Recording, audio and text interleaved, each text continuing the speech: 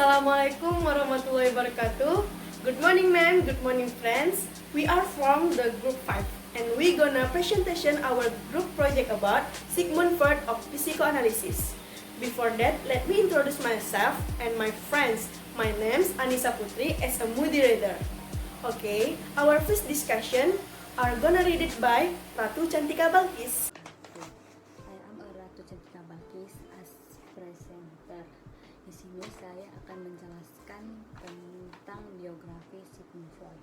Sigmund Freud dilahirkan pada tahun 1856 di kota Freiburg. Ia merupakan anak dari Jakob Freud dan Amalia Freud. Freud seorang mahasiswa jempolan. Ia meraih gelar sarjana kedokteran di Universitas Wina pada tahun 1881. Di bidang psikologi, dalam biografi Sigmund Freud diketahui bahwa selama 10 tahun berikut dia melakukan penyelidikan mendalam di bidang psikologi.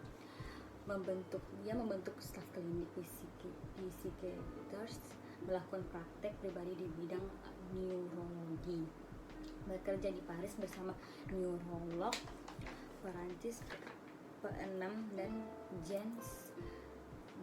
James Carrot, dan juga bersama Dr. Geoff Bray. Karya Sigmund Freud di dalam bidang psikologi berkembang tingkat demi tingkat. Baru pada tahun 1895 buku pertamanya tentang penyelidikan tentang histeria. Buku berikutnya tentang aspiran mimpi terbitan tahun 1900. Buku ini merupakan salah satu karyanya yang paling original dan sekaligus paling penting.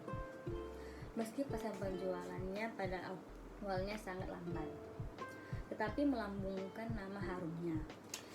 Sigmund Freud meninggal pada tanggal 23 September pada tahun 1939 di London. Teknik psikoanalisa Freud mengembangkan teknik psikoanalisa sebagai suatu metode penyembuhan penyakit kejiwaan. Dan dia merumuskan tentang teori struktur pribadi manusia. Dia juga mengembangkan atau memperolehkan teori psikologi yang bersangkutan dengan rasa cemas, mekanisme pelanggan diri, ikhwal, pengkhianatan, rasa tertekan, sublimasi, dan banyak lagi. Tulisannya mengunggah kegairahan di bidang teori psikologi. Banyak gagasan yang kontroversial sehingga memancing perdebatan sejak dilontarkannya. Freud mungkin paling terkenal dalam hal pengusulan gagasan bahwa kegairahan seksual yang tertekan sering menjadi penyebab penting dalam hal penyakit jiwa atau neurosis. Dasar teori Sigmund Freud di dalam teori psikologi kepribadian substansial sekaligus di antara teori kepribadian substansial sekaligus yang kontroversial. Teori psikoanalisis menjadi teori yang paling komprehensif di antara teori kepribadian lainnya, namun juga mendapatkan tanggapan yang baik itu positif ataupun negatif. Peran penting dari ketidaksadaran berserta insting seks dan agresif yang ada di dalam pengaturan tingkah laku menjadi karya atau temuan monumental Freud. Sistematik yang dipakai Freud dalam mendeskripsikan kepribadian ada 3 pokok, yaitu ada struktur kepribadian, dinamika kepribadian, dan perkembangan kepribadian. Assalamualaikum warahmatullahi wabarakatuh. Good morning, ma'am. Good morning, my friend. My name is Marhama Armika as a presenter. Di sini saya akan membacakan materi mengenai dinamika kepribadian. Menurut Freud, Freud berpendapat bahwa dinamik manusia sebagai sistem yang kompleks memakai energi untuk berbagai tujuan seperti bernafas, bergerak, mengamati, dan mengingat. Kegiatan psikologi juga membutuhkan energi yang disebut energi fisik. Energi yang diterapkan dari energi fisik melalui ID beserta insting-instingnya. Ini sesuai dengan kaidah fisika bahwa energi tidak dapat hilang tetapi dapat berpindah dan berubah bentuk. Insting adalah perwujudan psikologis dari kebutuhan tubuh yang menuntut pemuasan. Misalnya, insting lapar berasal dari kebutuhan tubuh yang kekurangan nutrisi dan secara jiwanya membentuk suatu keinginan, makan atau hasrat, atau motivasi, atau dorongan insting secara kuantitatif adalah energi psikis dan kumpulan energi dari seluruh insting yang dimiliki. Sumber insting adalah kondisi jasmania atau kebutuhan tubuh menuntut keadaan yang seimbang secara terus-menerus, dan kekurangan nutrisi misalnya akan mengganggu keseimbangan sehingga memunculkan insting lapar. Tujuan insting adalah berkaitan dengan sumber insting, yakni kembali memperoleh keseimbangan, misalnya dengan mencukupi kekurangan nutrisi. Jadi tujuan insting pada dasarnya bersifat regresif atau berusaha kembali ke keadaan tenang seperti sebelum munculnya insting. Tujuan insting juga bersifat konservatif, mempertahankan keseimbangan organisme dengan menghilangkan stimulasi yang sangat mengganggu. Objek insting adalah segala sesuatu yang menjembatani antara kebutuhan yang timbul dengan pemenuhannya. Berbeda dengan sumber dan tujuan insting yang konstan, objek insting atau cara orang memuaskan kebutuhannya ternyata berubah-ubah sepanjang waktu. Daya dorong insting ialah kekuatan atau intensitas keinginan berbeda-beda tiap waktu. Sebagai tenaga pendorong, jumlah kekuatan energi dari seluruh insting bersifat konstan.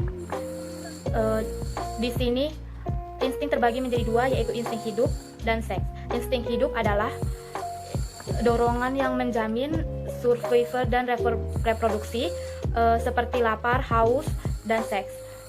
Energi yang dipakai oleh insting hidup ini disebut libido. Freud menjadi kontroversial karena berpendapat insting hidup yang terpenting adalah insting seks. Tujuan utama dari insting seks yakni mereduksi tegangan seks tidak dapat diubah, namun bagaimana cara tujuan itu dicapai dapat berubah atau bervariasi. Karena kepuasan seks dapat diperoleh bukan hanya organ genital, dan cara mencapainya bervariasi. Semua tingkah laku yang dimotivasi oleh insting hidup mirip dengan tingkah laku seksual. Insting seks sebagai bagian dari insting hidup dapat muncul bersama insting destruktif atau insting mati. Selanjutnya saya di sini akan memaparkan tentang insting mati. Insting mati atau insting destruktif bekerja secara sembunyi-sembunyi dibanding insting hidup. Akibatnya, pengetahuan mengetahui insting mati menjadi terbatas, kecuali kenyataannya bahwa pada akhirnya semua orang akan mati. Menurut Freud, tujuan kesemua kehidupan adalah kematian. Hanya saja Freud gagal menunjukkan sumber fisik dari insting mati dan energi apa yang dipakai oleh insting mati itu. Dorongan agresif atau agresi adalah derivatif insting mati yang terpenting. Insting mati mendorong orang untuk merusak diri sendiri, dan dorongan agresif merupakan bentuk penyaluran agar orang tidak membunuh dirinya sendiri. Sekianlah materi yang dapat saya sampaikan. Assalamualaikum warahmatullahi wabarakatuh. Good morning ma'am, good morning my friends. My name is Syadika Zahra. Di sini saya akan melanjutkan materi mengenai struktur kepribadian. Nah, di kehidupan jiwa memiliki tiga tingkat kesadaran, yakni sadar. Sadar merupakan hasil dari penyaringan yang diatur oleh stimulus, dan kesadaran ini bertahan hanya dalam waktu yang singkat. Yang kedua ada prasadar, yang sering disebut sebagai ingatan siap, yakni tingkat kesadaran ini menjadi jembatan antara sadar dan tidak sadar. Kemudian ada tak sadar. Tidak sadar itu bagian terpenting di dalam jiwa manusia. Menurut Freud, tak sadar itu kenyataan empirik yang berisi insting. Tak sadar ini berasal dari dalam diri ketika dia dari kecil atau pengalaman-pengalaman traumatik. Ketidaksadaran ini memiliki kecenderungan kuat untuk bertahan pada ketidaksadarannya. Nah, pada tahun 1923, Freud memperkenalkan struktural yang lain, yakni ID, ego, dan superego. Struktural yang baru ini bukan menggantikan struktural yang lama, namun untuk melengkapi dan menyempurnakan gambaran mental terutama pada fungsi dan tujuannya. ID ini berisi semua aspek psikologi yang diturunkan. ID ini berhubungan erat dengan proses psikis yang digunakan untuk mendapatkan energi psikis untuk mengoperasikan sistem dari struktur kepribadian lainnya. ID beroperasi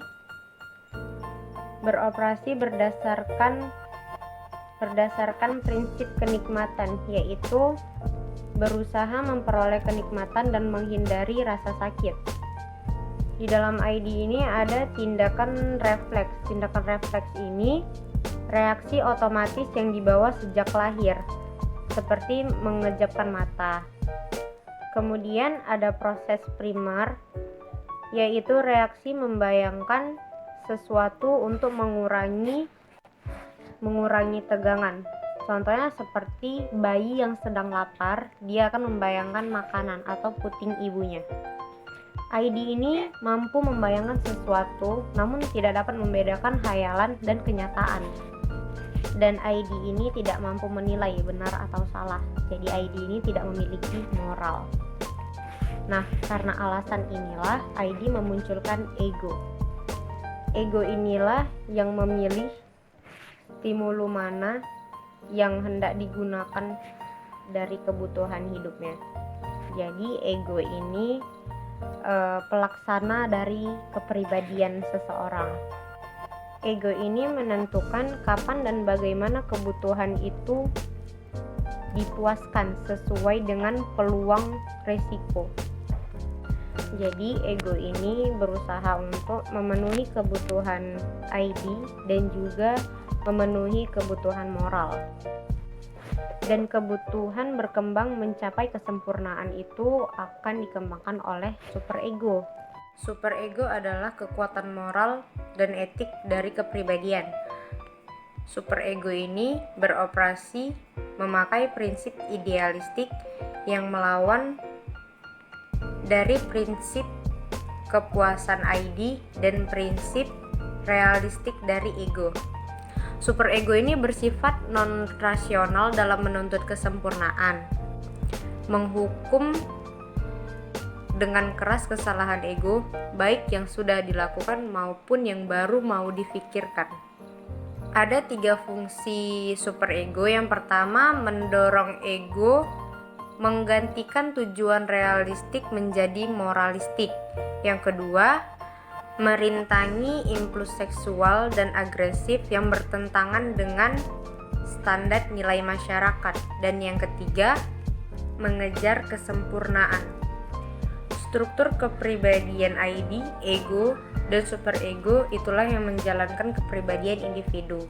Tetapi dari sistem struktur dan proses psikologi yang mengikuti prinsip tertentu. Itu saja. materi dari saya. Kurang lebih saya mohon maaf. Terima kasih. Di sini saya akan menjelaskan tentang perkembangan kepribadian. Freud umumnya dipandang sebagai ahli yang pertama-tama mengutamakan aspek perkembangan genetis daripada kepribadian, dan terutama yang menekankan peranan yang menentukan daripada tahun-tahun permulaan masa kanak-kanak dalam meletakkan dasar-dasar struktur kepribadian. Freud berpendapat bahwa kepribadian sebenarnya pada dasarnya telah terbentuk pada akhir tahun kelima, dan perkembangan selanjutnya sebagian besar hanya merupakan penghalusan struktur dasar. Kesimpulan demikian itu diambilnya atas dasar pengalaman-pengalamannya dalam melakukan psikoanalisis. Penyelidikan dalam hal ini selalu menjurus ke arah masa kanak-kanak, yaitu masa yang mempunyai peranan yang menentukan dalam hal timbulnya neurosis pada tahun-tahun yang lebih kemudian. Neurosis atau psikoneurosis adalah istilah umum yang merujuk pada perilaku dan kecenderungan untuk merespon dengan emosi negatif terhadap ancaman, kondisi yang membuat frustasi atau kejadian buruk lainnya. Tapi tidak seperti psikosis atau kelainan kepribadian, neurosis tidak mempengaruhi pemikiran rasional. Jadi, dapat dikatakan neurosis adalah gangguan emosional cukup ringan. Freud beranggapan bahwa kanak-kanak adalah ayahnya manusia. The child is the father of man. Dalam menyelidiki masa kanak-kanak atau ini, Freud tidak langsung menyelidiki kanak-kanak, akan tetapi membuat rekonstruksi atas dasar ingatan orang dewasa mengenai masa kanak-kanaknya. Kepribadian itu berkembang dalam hubungan dengan 4 macam sumber tegangan pokok, yaitu proses pertumbuhan fisiologis.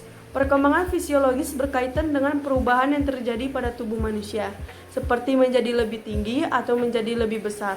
Perkembangan fisiologis sejalan dengan perkembangan otak dan susunan syaraf pusat, perkembangan tubuh, perkembangan gross motor atau otot kasar, fine motor atau otot halus, dan koordinasi gerakan motorik kasar dan motorik halus, dan koordinasi gerakan visual motorik. Yang kedua, terdapat frustasi. Frustasi dari bahasa Latin yaitu frustratio, yang merupakan perasaan kecewa akibat terhalang dalam pencapaian tujuan. Semakin penting tujuannya, semakin besar frustasi yang dirasakan. Rasa frustasi bisa menjurus ke stres. Frustasi dapat berasal dari dalam atau dari luar diri seseorang yang mengalaminya. Yang ketiga ada konflik. Konflik berasal dari kata kerja Latin yaitu configere, yang berarti saling memukul. Secara sosiologis, konflik diartikan sebagai suatu proses antara dua orang atau lebih, atau bisa juga kelompok, di mana salah satu pihak berusaha menyingkirkan pihak lain dengan menghancurkannya atau membuatnya tidak berdaya. Yang keempat ada ancaman, sesuatu yang membahayakan yang disebabkan oleh kebodohan, berita bohong, ketidakadilan yang menyebabkan keresahan seseorang. Sebagai akibat dari meningkatnya tegangan karena 4 sumber itu, maka terpaksa harus belajar cara-cara yang baru untuk mereduksikan tegangan. Belajar mempergunakan cara-cara baru dalam mereduksikan tegangan inilah yang disebut perkembangan kepribadian. Identifikasi dan pemindahan objek, yang merupakan cara-cara atau metode-metode yang dipergunakan oleh individu untuk mengatasi frustasi-frustasi, konflik-konflik, serta kecemasan-kecemasan.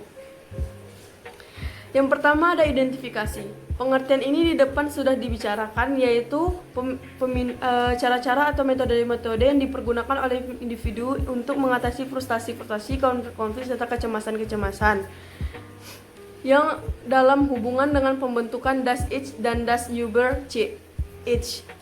Di sini identifikasi itu dapat diberi definisi sebagai metode yang dipergunakan orang dalam menghadapi orang lain dan membuatnya menjadi bagian daripada kepribadiannya. Dia belajar mereduksikan tegangannya dengan cara bertingkah laku seperti tingkah laku orang lain. Untuk hal demikian, itu Freud mempergunakan istilah identifikasi dan bukan imitasi. Sebab menurut dia istilah imitasi mengandung arti peniruan yang dangkal. Sedangkan dalam identifikasi yang ditiru, itu lalu menjadi bagian daripada kepribadiannya. Anak mengidentifikasikan diri dengan orang tuanya karena baik anak mereka itu adalah omnipotent. Setidak-tidaknya selama mereka masih sangat kecil, setelah anak lebih besar, dia menemukan orang-orang lain tempat dia mengidentifikasikan diri. Oleh karena itu ternyata orang-orang lain itu lebih cocok dengan kebutuhannya. Tiap masa mempunyai tokoh-tokoh identifikasi yang khas.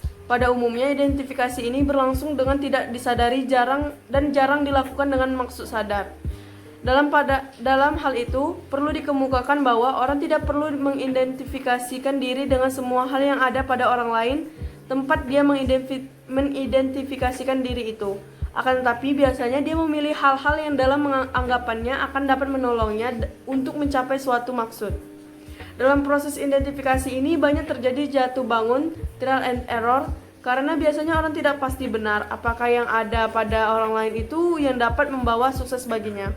Jadi apa yang akan yang diambil dan ditiru dapat membantu mengurangi tegangan.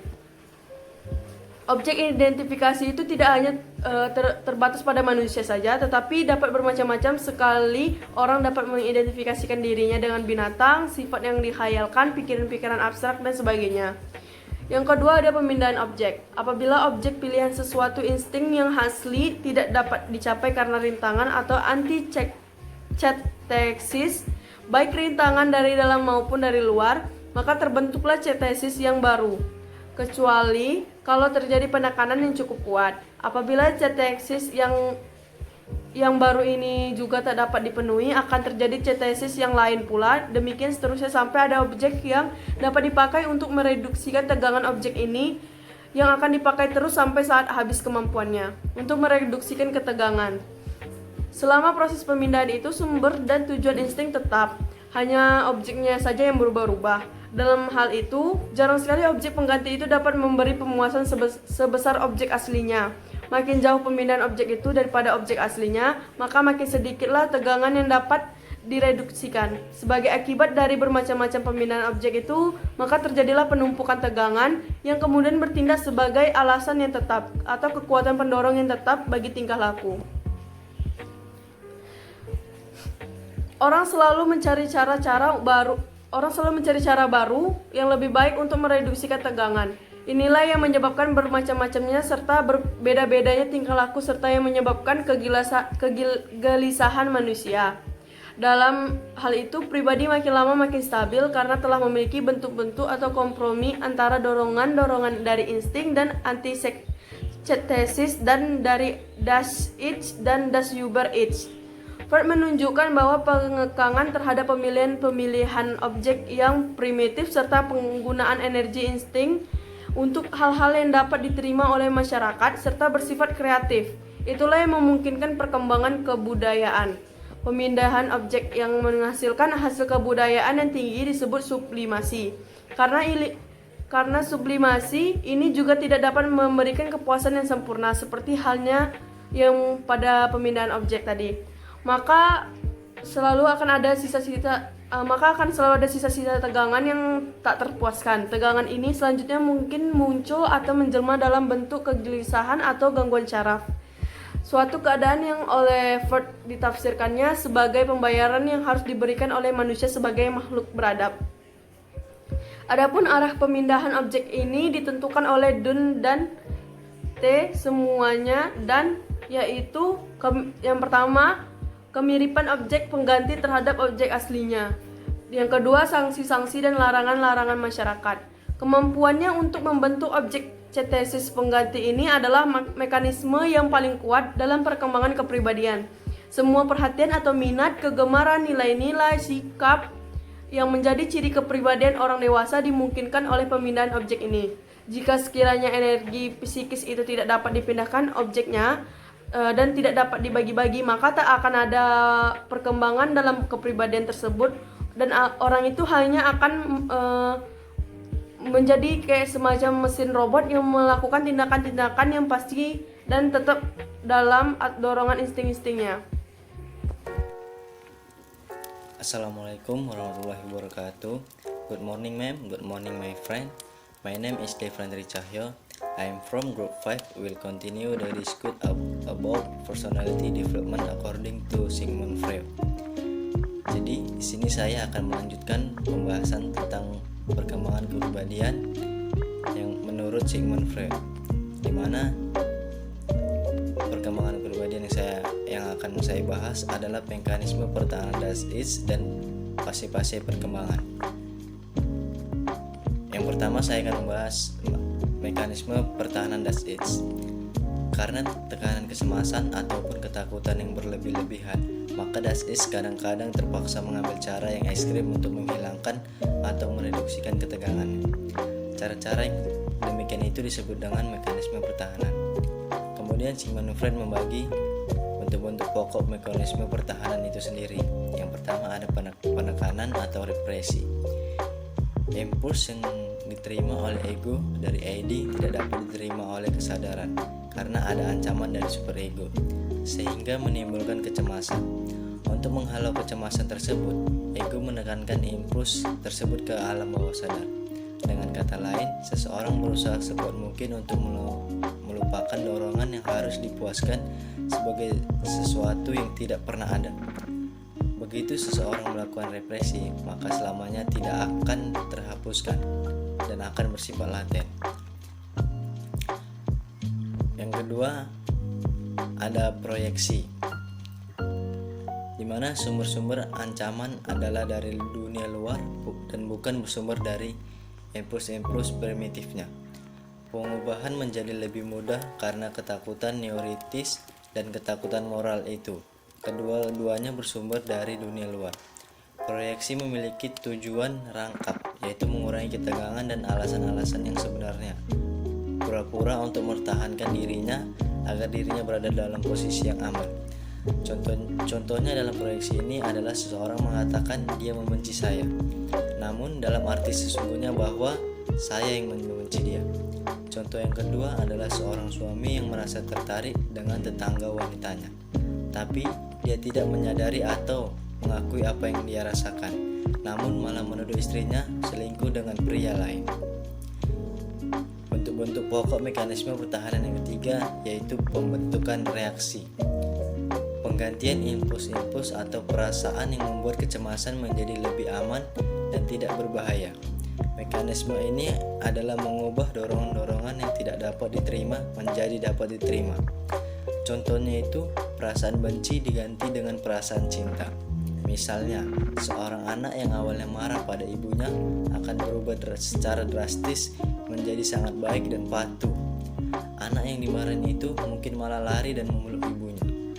Contoh yang kedua seperti seorang koruptor yang terlihat aktif dalam mendukung gerakan anti korupsi, namun dia sendirilah yang melakukan korupsi itu. Contoh yang ketiga, anak perempuan akan menceritakan betapa jeleknya kaum pria, sementara itu dia sendiri memiliki perasaan kepada seorang pria. Dan contoh yang terakhir, seorang suami yang membenci istrinya, namun ia membelikan hadiah di hari ulang tahun istrinya. Dan bentuk-bentuk pokok mekanisme pertahanan yang keempat yaitu fiksasi.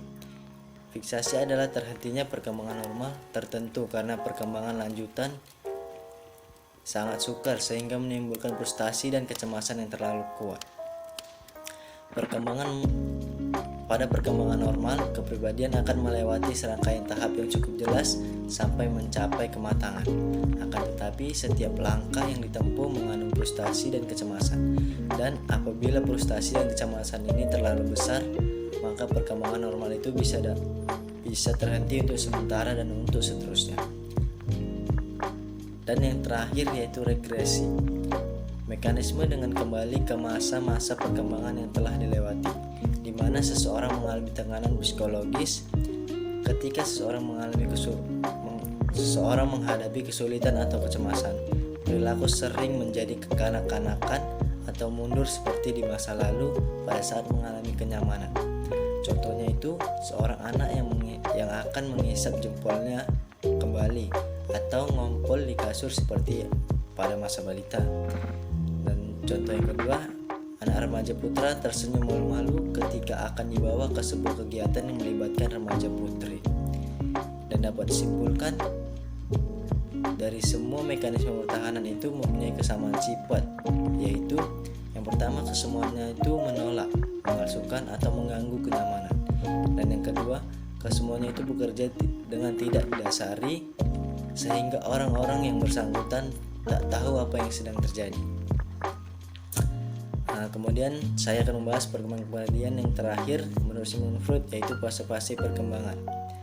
Terdapat 5 fase perkembangan menurut Sigmund Freud. Yang pertama fase oral, yang kedua anal, yang ketiga valis, yang keempat laten, dan yang terakhir adalah genital. Yang pertama saya akan membahas tentang fase oral. Fase oral ini dimulai ketika bayi baru lahir sampai dengan umur 1 tahun. Fase oral adalah tahap perkembangan Sigmund Freud yang pertama, yang berlangsung selama 12 bulan pertama dari kehidupan, di mana masa kenikmatan bayi dipusatkan di daerah mulut, seperti mengunyah, mengisap, menggigit akan menjadi sumber kepuasan yang utama. Aksi-aksi ini dapat meredakan ketegangan pada bayi. Selanjutnya pada masa oral ini anak sama sekali akan tergantung kepada ibunya dalam segala hal. Maka timbullah rasa ketergantungan pada masa ini. Rasa ketergantungan cenderung untuk tetap ada selama hidup dan menonjol kalau orang dalam ketakutan atau merasa tidak nyaman. Fase yang kedua ialah fase anal. Fase anal ini terjadi pada umur 1 tahun hingga umur 3 tahun. Fase anal adalah fase perkembangan Sigmund Freud yang kedua, yang dimana kenikmatan terbesar diperoleh anak di daerah anus atau di fungsi pengeluaran yang terhubung dengan anus.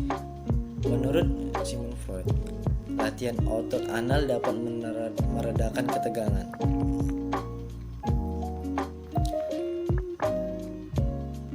Fase yang ketiga ialah fase valis. Fase falik.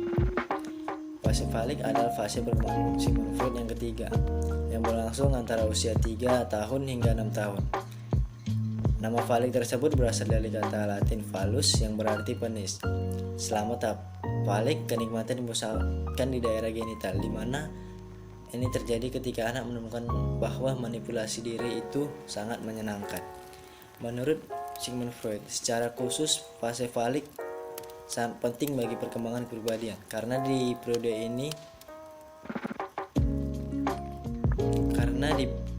inilah muncul konflik Oedipus, yang dimana nama ini berasal dari mitologi Yunani, yang dimana Oedipus adalah anak laki-laki dan Raja Thebes tanpa disengaja membunuh ayahnya dan menikahi ibunya. Menurut teori Freud, konflik Oedipus atau Oedipus konflik adalah hasrat yang kuat dari seorang anak kecil untuk menggantikan kedudukan ayahnya dan menikmati afeksi yang diperoleh dari orang tua yang berjenis kelamin berbeda. Fase yang keempat ialah fase laten, di mana fase laten ini adalah fase perkembangan kepribadian yang berlangsung antara usia 6 tahun hingga pubertas. Anak menekankan semua minat dalam hal seksualitas serta mengembangkan keterampilan sosial dan intelektual. Aktivitas ini dapat menyalurkan sebagian besar energi anak ke dalam bidang-bidang kehidupan sosial yang aman dan dapat membantu anak untuk melupakan emosi yang sangat mengganggu di tahap falik. Tahap yang terakhir ialah fase genital. Fase genital adalah fase perkembangan Sigmund Freud yang kelima dan terakhir. Fase ini berlangsung sejak remaja hingga masa selanjutnya. Fase genital adalah masa dan kebangkitan seksual. Kini sumber kenikmatan seksual terletak di keluarga. Menurut Sigmund Freud, konflik-konflik dengan orang tua yang tidak terselesaikan akan muncul kembali di masa remaja. Dan apabila konflik-konflik ini terselesaikan, individu akan mampu mengembangkan relasi cinta yang matang atau fungsi secara mandiri sebagai seorang dewasa. Baiklah, cukup sekian materi yang bisa saya sampaikan. Untuk selanjutnya akan saya serahkan kepada teman saya. Tokoh yang menjadi contoh teori Sigmund Freud yaitu Insinyur Soekarno yang merupakan Presiden pertama Republik Indonesia. Ia merupakan sosok yang memiliki pendirian yang teguh, walaupun terkadang orang lain menganggap sifat tersebut sebagai sifat yang keras kepala. Sifat tersebut telah dimilikinya sejak ia masih muda. Pria kelahiran Surabaya 6 Juni 1901 ini merupakan sifat yang loyal dan konservatif. Pemilik sifat tersebut lebih memilih dan menjaga merawat apa yang dimilikinya daripada harus mencari hal yang baru untuk menggantikan sesuatu yang telah lama. Karena fokusnya yang tidak mudah terpecah pula, pemilik sifat tersebut benar-benar sangat menjaga apa yang telah dicapai agar tetap stabil. Meski memiliki sifat analisis yang tinggi, namun putra dari pasangan Raden Soekarno, Sosro Dihardjo dan Ida Ayu Nyoman Rai ini juga memiliki tingkat kecemasan yang cukup tinggi. Sifat tersebut sering membuat Insinyur Soekarno berpikir hal-hal yang belum atau mungkin tidak akan pernah terjadi. Hal tersebut bisa dibilang wajar mengingat kondisi Indonesia di masa itu. Pendiri dari Algemen Studi Club ini juga termasuk pribadi yang pemilih atau formal. Ia sosok yang tidak bisa menerima berbagai hal secara mentah dan ia tidak akan sungkan menanyakan berbagai alasan mengapa hal tersebut harus diterima dirinya. Sifat tersebut diperkuat dengan toleran rendah yang dimilikinya. Sifat tersebut dapat diartikan bahwa ia mengharapkan segala sesuatunya berjalan dengan lancar dan sempurna. Dia tidak mentoleransikan kesalahan-kesalahan kecil yang sebenarnya tidak harus terjadi. Kedua sifat tadi ditambah dengan kesenangannya dalam berdebat, menjadikan dirinya sebagai pribadi yang lihai dalam menyampaikan suatu gagasan. Sekian, terima kasih. That's all our presentation from my group. I'm sorry for the mistake we did. And I end it with us. Assalamualaikum warahmatullahi wabarakatuh.